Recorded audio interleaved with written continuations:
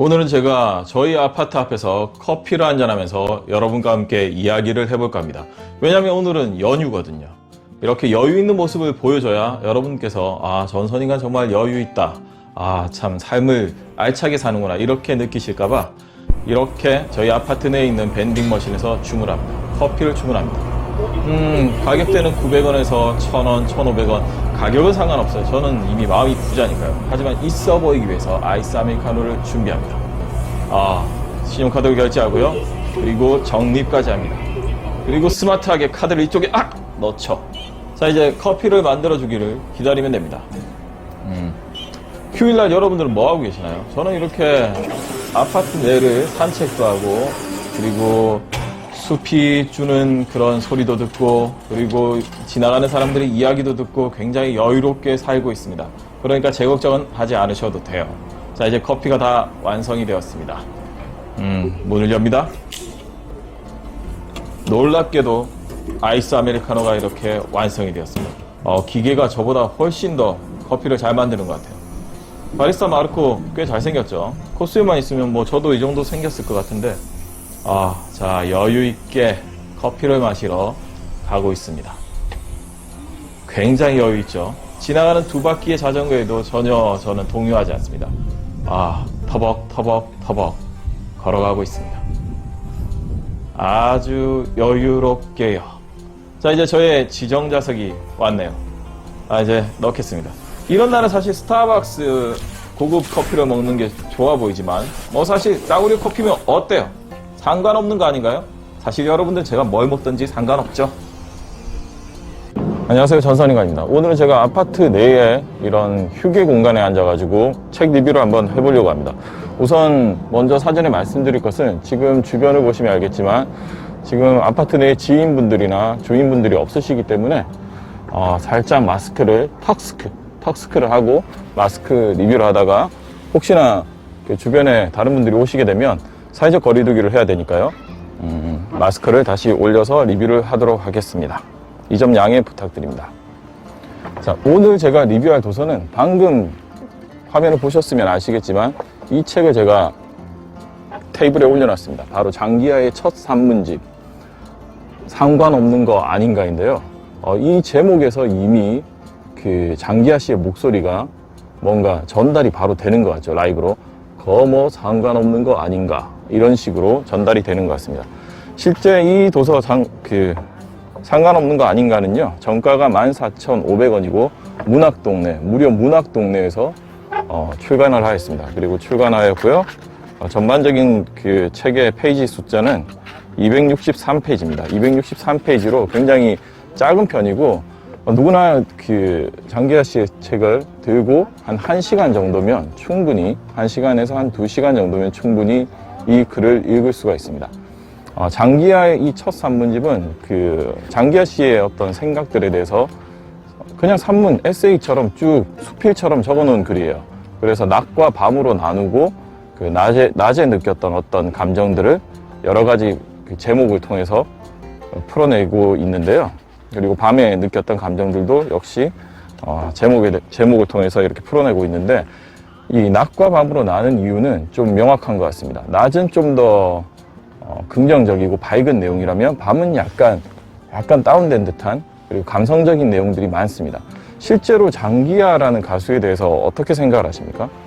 저 같은 경우는 장기하 씨는 좀 뭔가 가벼운 듯 하면서도 진중함이 있고, 그리고 유약한 듯 하면서도 강단이 있고, 그리고 나서 뭔가 굉장히 사람이 심심한 것 같은데 엉뚱한 매력이 있는, 전반적으로 굉장히 매력적인 사람이라는 게 가수 장기하에 대한 느낌이죠.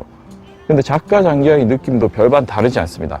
이 책을 쭉 읽어보시면요, 사실 누구나 생각할 수 있는, 그리고 일상에서 만날 수 있는, 꼭 연예인이 아니더라도 만날 수 있는 그런 이야기들을 풀어내고 있어요. 근데 풀어내고 있는데 이 문체 자체가 굉장히 심심합니다.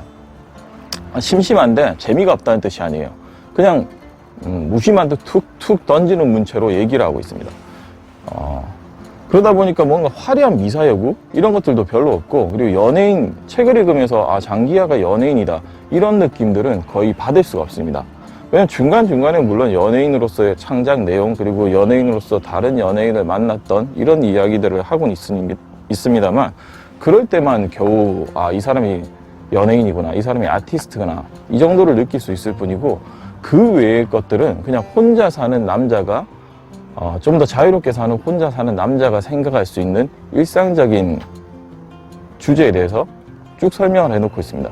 근데 이 문체가 방금 전에도 제가 말씀드렸다시피 문체가 되게 심심해요. 그래서 보는데 특별히 심심한데 보는데 특별히 부담이 없다, 이런 말씀을 드리는 게 참 애매한데, 그 장기하 노래 생각을 해보세요. 화려한 어떤 그 효과라든지 화려한 사운드가 들어가지 않지 않습니까? 심심하잖아요, 노래 자체가. 뭐 싸구려 커피를 마신다, 근데 그 노래 자체가 심심한데 그 노래 듣다 보면 약간 중독되는 그런 매력이 있지 않습니까? 그것처럼 장기하의 이 책 상관없는 거 아닌가도 심심한데 그냥 쭉 읽다 보면 장기하 특유의 어떤 매력이 느껴져요. 그냥 동네 이웃 주민 같고 동네 청년 같고, 근데 이 청년이 서울대학교 출신이고 그리고 굉장히 좀 깊이도 있고 강단도 있어. 물론 이런 것들은 약간의 어떤 선입견으로 분명히 작용을 하죠. 그래서 이 장기하의 책도 사실 장기하라는 타이틀 때문에 좀 더 뭔가 있어 보이는 그런 느낌을 주는 것은 사실 간과할 수는 없습니다. 분명한 선입견이 약간은 존재하는데요. 근데 그 선입견들을 쭉 빼고 한번 얘기를 해보려고 해도 굉장히 그 자체가 부담이 없습니다. 부담이 없고, 그리고 의외로 그 바라보는 시선이라든지 이것들에 대해서 설명을 해놓는 것도 굉장히 좀 괜찮아요. 굉장히 괜찮고, 단순히 글을 가나다라 마바사 이렇게 나열을 하는 것이 아니라 다라 마바사 뭐 이런 식으로 그 자체의 어떤 스피드를 조정함으로써 약간의 깊이 있는 생각도 할 수 있게 만들어주고, 또는 그냥 스킵을 할 수 있게도 만들어주는 그런 매력을 가진 책이 전반적으로 장기하의 상관없는 거 아닌가라는 도서인 것 같습니다. 사실 이 도서를 보면서 조금 아쉬웠던 점 말을 하자면,